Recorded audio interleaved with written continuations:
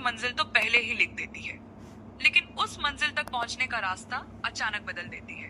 कभी एक मुलाकात से, कभी एक हादसे से, और कभी एक ऐसे रिश्ते से जिसे हम अपनी सबसे बड़ी मजबूरी समझते हैं। यह कहानी है दो अलग अलग दुनियाओं की। एक ऐसी दुनिया जहां दौलत की कोई कमी नहीं थी, और दूसरी जहां 2 वक्त की रोटी भी एक जंग थी। लेकिन जब किस्मत ने इन दोनों दुनियाओं को एक धागे में बांधा, तब शुरू हुई दास्तान ए इश्क। दिल्ली, भारत की राजधानी, ऊंची ऊंची इमारतें, रात दिन दौड़ती जिंदगी और करोड़ों सपनों का शहर। इसी शहर के सबसे पॉश इलाके में खड़ा था राठौर हाउस, सफेद संगमरमर से बना हुआ 4 मंजिला महल, जिसके बाहर दर्जनों सुरक्षा कर्मी 24 घंटे तैनात रहते थे। यह घर था देश के सबसे युवा उद्योगपति आर्यवीर सिंह राठौर का। आर्यवीर, उम्र 30 साल, नाम ऐसा कि बिजनेस की दुनिया में बड़े बड़े लोग भी उसका सम्मान करते थे। राठौर ग्रुप ऑफ इंडस्ट्रीज, जिसकी कंपनियां देश के कई राज्यों में फैली हुई थी, हजारों कर्मचारी, अरबों का कारोबार। लेकिन उस पूरे महल में अगर सबसे ज्यादा सन्नाटा कहीं था, तो वह था आर्यवीर के दिल में। सुबह के ठीक 6 बजे आर्यवीर अपनी आदत के मुताबिक जिम में वर्कआउट कर रहा था। उसकी जिंदगी का हर मिनट तय था। 6 बजे जिम, 6:30 बजे नाश्ता, 7 बजे अखबार, 8 बजे ऑफिस, और रात तक सिर्फ काम। उसके लिए जिंदगी का मतलब सिर्फ सफलता था। जिम से निकलते ही उसका मैनेजर करण हाथ में टैबलेट लिए खड़ा था। Good morning sir. बोलो।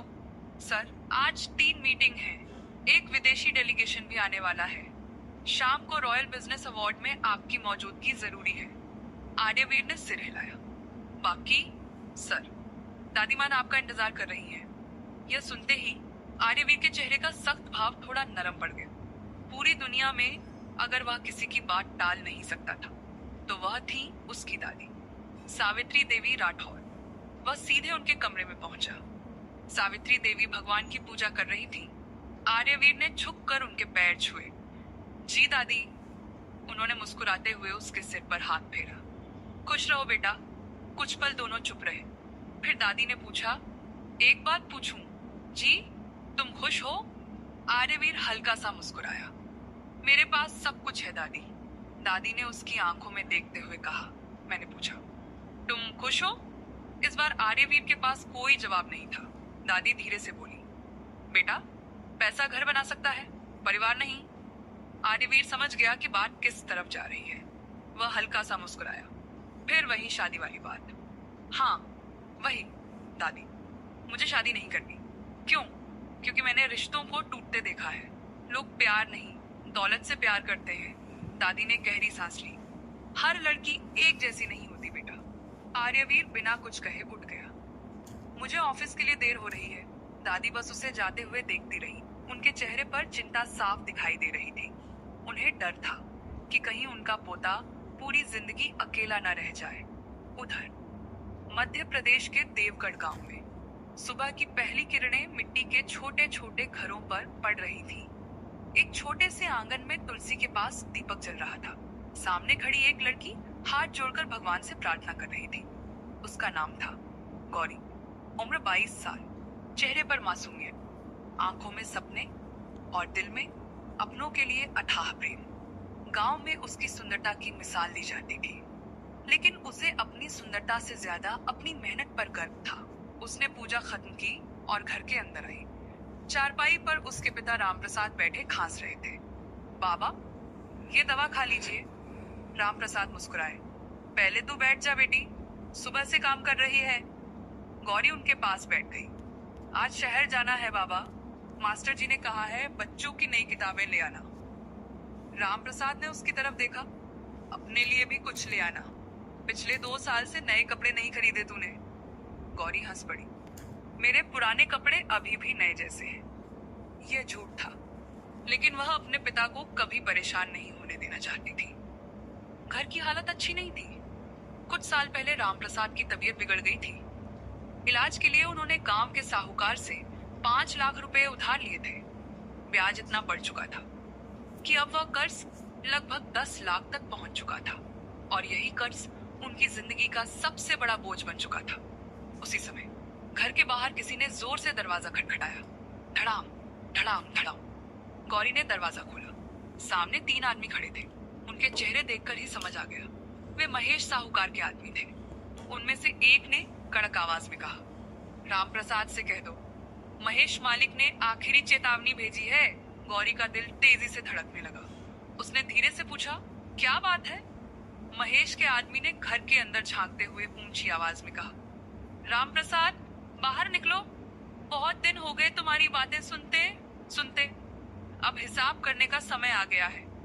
राम प्रसाद सहारे से उठे और धीरे धीरे बाहर आए। क्या हुआ बेटा? आदमी ने जेब से एक कागज निकालकर उनके सामने फेंक दिया। यह रहा तुम्हारा हिसाब। 5 लाख का कर्ज अब ब्याज मिलाकर 10,65,000 हो चुका है। महेश मालिक ने कहा है 3 दिन के अंदर पैसे दे दो, वरना ये घर और खेत उनके नाम हो जाएंगे। राम प्रसाद के हाथ कांपने लगे। इतने पैसे मैं कहां से लाऊं?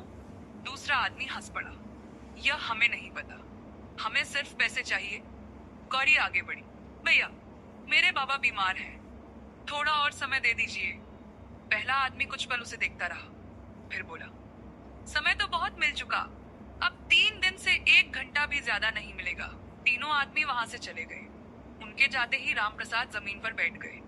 उनकी आंखों से आंसू निकल पड़े। बेटी, लगता है मैं तेरा घर भी नहीं बचा पाऊंगा। गौरी तुरंत उनके पास बैठ गई। ऐसी बातें मत कीजिए बाबा, जब तक मैं हूं कुछ नहीं होगा। उसने पहली बार महसूस किया कि भगवान शायद उसकी परीक्षा ले रहे हैं। लेकिन उसने मन ही मन एक वचन लिया, चाहे मुझे अपनी पूरी जिंदगी क्यों न लगा देनी पड़े, मैं बाबा का घर नहीं छीनने दूंगी। उधर दिल्ली राठौर ग्रुप के मुख्यालय में बोर्ड मीटिंग चल रही थी। कंपनी के सभी डायरेक्टर मौजूद थे। आर्यवीर कमरे में दाखिल हुआ तो सभी लोग खड़े हो गए। Good morning sir. आर्यवीर ने सिर्फ हल्का सा सिर हिलाया और अपनी कुर्सी पर बैठ गया। मीटिंग शुरू कीजिए। अगले 1.5 घंटे तक सिर्फ काम की बातें होती रही। नई फैक्ट्री, विदेशी निवेश, नए प्रोजेक्ट, हर फैसले पर आखिरी मुहर सिर्फ आर्यवीर की लगती थी। मीटिंग खत्म होने ही वाली थी कि एक डायरेक्टर बोला, सर, देवगढ़ वाले इलाके में हमारी नई टेक्सटाइल यूनिट के लिए जमीन देखी गई है। आर्यवीर ने पूछा, कोई कानूनी समस्या? नहीं सर, बस कुछ छोटे किसानों की जमीन खरीदनी होगी। प्रक्रिया नियमों के अनुसार पूरी होनी चाहिए, किसी पर दबाव नहीं डाला जाएगा। जी सर। आर्यवीर ने फाइल बंद की। उसे नहीं पता था जिस गांव का नाम उसने अभी सुना है, वहीं उसकी किस्मत उसका इंतजार कर रही है। शाम का समय। गौरी गांव के मंदिर की सीढ़ियों पर बैठी थी। उसके हाथ में एक पुरानी डायरी थी। वह उसमें खर्च का हिसाब लिख रही थी। दवा, राशन, बिजली और कर्ज, हर पन्ने पर सिर्फ बढ़ती हुई परेशानियां थी। तभी उसकी बचपन की सहेली मीरा वहां आ गई। क्या सोच रही है? गौरी मुस्कुराने की कोशिश करते हुए बोली, कुछ नहीं। मीरा उसके पास बैठ गई। मुझसे झूठ मत बोल, पूरे गांव को पता है कि महेश ने फिर धमकी दी है। गौरी ने धीरे से सिर झुका लिया। मैं बाबा को परेशान नहीं देख सकती। मीरा ने कहा, अगर तू चाहे तो शहर में नौकरी ढूंढ सकती है, बाबा को अकेला छोड़कर। तो फिर? गौरी कुछ नहीं बोली। उसके पास कोई जवाब नहीं था। उसी रात राठौर हाउस में सावित्री देवी अपने पुराने कमरे में एक तस्वीर देख रही थी। तस्वीर में उनके दिवंगत बेटे और बहू थे। उन्होंने धीरे से कहा, काश तुम दोनों आज होते। आर्यवीर को किसी अपने की जरूरत है। इतने में आर्यवीर कमरे में आया। दादी, आपने खाना खाया? तेरा इंतजार कर रही थी। दोनों साथ बैठकर खाना खाने लगे। कुछ देर बाद दादी बोली, कल मेरे साथ चलोगे? कहाँ? देवगढ़। आर्यवीर ने आश्चर्य से पूछा, वहाँ क्यों? हमारे पुराने कुलदेवी के मंदिर में हर साल जाती हूँ, इस बार तू भी चलेगा। आर्यवीर ने पहले मना करना चाहा, लेकिन दादी की इच्छा वह कभी नहीं टालता था। ठीक है, दादी मुस्कुरा दी। उन्हें नहीं पता था कि यह यात्रा सिर्फ मंदिर तक नहीं, बल्कि उनके पोते की पूरी जिंदगी बदलने वाली थी। उधर उसी समय देवगढ़ गांव, महेश साहूकार अपने बड़े से घर में बैठा हिसाब देख रहा था। उसने अपने आदमी से पूछा, राम प्रसाद क्या बोला? मालिक, पैसे नहीं है उसके पास। महेश हंस पड़ा। मुझे पता था। फिर उसने धीरे से कहा, 3 दिन बाद उसका घर और खेत मेरे होंगे। वह कुछ पल रुका, फिर मुस्कुराते हुए बोला, और अगर गौरी मेरे कहे अनुसार मान गई तो शायद उसका कर्ज भी माफ हो सकता है। उसके आदमी ने हैरानी से पूछा, क्या मतलब मालिक? महेश की आंखों में एक खतरनाक चमक उभर आई। समय आने पर सब समझ जाएगा। उधर अपने छोटे से घर में गौरी अपने पिता के पास बैठी थी। रामप्रसाद सो चुके थे, लेकिन गौरी की आंखों से नींद कोसों दूर थी। उसे बार बार वही 3 दिन याद आ रहे थे। उसे बिल्कुल अंदाजा नहीं था कि आने वाले 3 दिनों में उसकी मुलाकात ऐसे इंसान से होने वाली है जो पहले उसकी जिंदगी में तूफान बनकर आएगा और फिर वही उसकी सबसे बड़ी ताकत बन जाएगा। रात धीरे धीरे बीत रही थी। गौरी की आंखों में नींद नहीं थी। वह अपने छोटे से आंगन में बैठी आसमान की ओर देख रही थी। दूर दूर तक सिर्फ सन्नाटा था।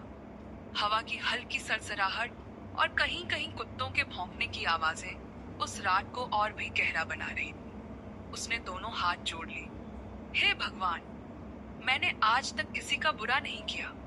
अगर मेरी किस्मत में तकलीफें लिखी हैं तो मुझे मंजूर है, लेकिन मेरे बाबा की इज्जत और उनका घर बचा लीजिए। उसकी आंखों से एक आंसू टपककर जमीन पर गिरा। उसी समय दिल्ली। आर्यवीर अपने कमरे में लैपटॉप बंद कर चुका था। रात के 11 बज चुके थे। इतने बड़े घर में चारों तरफ सन्नाटा था।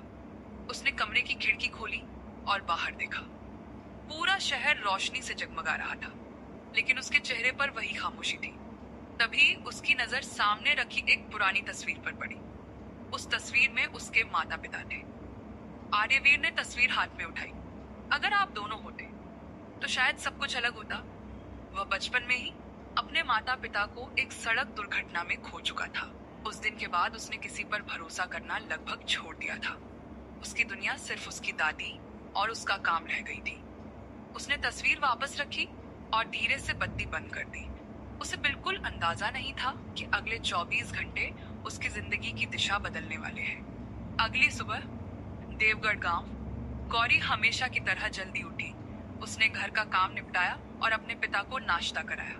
रामप्रसाद ने उसे देखा और बोले, बेटी तू शहर मत जा आज। क्यों बाबा? मन घबरा रहा है। गौरी मुस्कुरा दी। आप बेवजह चिंता करते हैं, मैं दोपहर तक वापस आ जाऊंगी। उसने उनके पैर छुए और बस स्टैंड की तरफ चल पड़ी। उधर दिल्ली से एक लंबा काफिला निकल चुका था। सबसे आगे काले रंग की एक लग्जरी कार, जिसमें बैठे थे आर्यवीर और उनकी दादी। पीछे सुरक्षा कर्मियों की कई गाड़ियां चल रही थी। दादी रास्ते भर भगवान का नाम जप रही थी। आर्यवीर लैपटॉप पर काम कर रहा था। कुछ देर बाद दादी मुस्कुराकर बोली, बेटा कभी कभी काम से नजर हटाकर बाहर भी देख लिया कर। आर्यवीर ने पहली बार लैपटॉप बंद किया। खिड़की से बाहर खेत, पहाड़ और छोटे छोटे गांव दिखाई दे रहे थे। दादी ने कहा, इन्हीं लोगों की मेहनत से देश चलता है। आर्यवीर ने चुपचाप उनकी बात सुनी। उधर गौरी शहर से वापस लौट रही थी। उसके हाथ में दवाइयों का छोटा सा पैकेट और कुछ राशन था। बस गांव से लगभग 2 किलोमीटर पहले खराब हो गई। कंडक्टर ने कहा, जिसे गांव जाना है पैदल जाना पड़ेगा। गौरी धीरे धीरे सड़क पर चलने लगी। आसमान में काले बादल छा चुके थे। कुछ ही मिनटों में तेज बारिश शुरू हो गई। उसने अपना दुपट्टा सिर पर रखा और तेज कदमों से चलने लगी। तभी सामने से तेज रफ्तार में आती एक काली एसयूवी अचानक मोड़ पर फिसल गई। ड्राइवर ने ब्रेक लगाया। टायर जोर से चीखे। गाड़ी सड़क किनारे जाकर रुक गई। गौरी डर के मारे वहीं ठिठक गई। एसयूवी का दरवाजा खुला। सबसे पहले सुरक्षा कर्मी बाहर निकले, फिर पीछे का दरवाजा खुला और पहली बार आर्यवीर सिंह राठौर कार से नीचे उतरा। बारिश लगातार हो रही थी।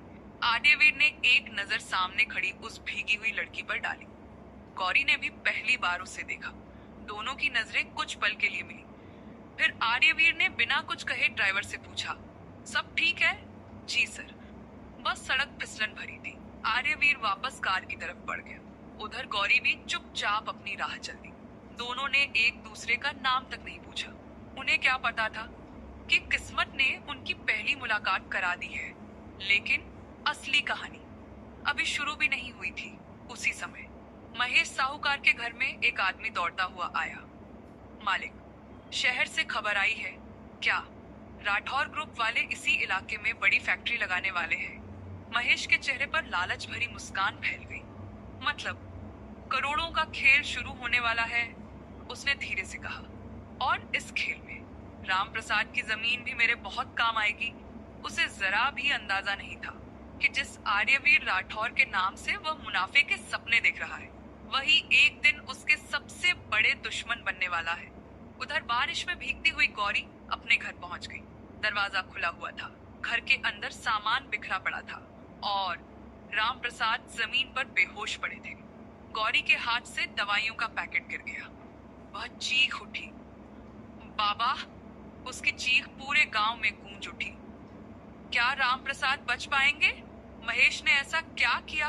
और क्या यही घटना आर्यवीर और गौरी को दोबारा आमने सामने ले आएगी?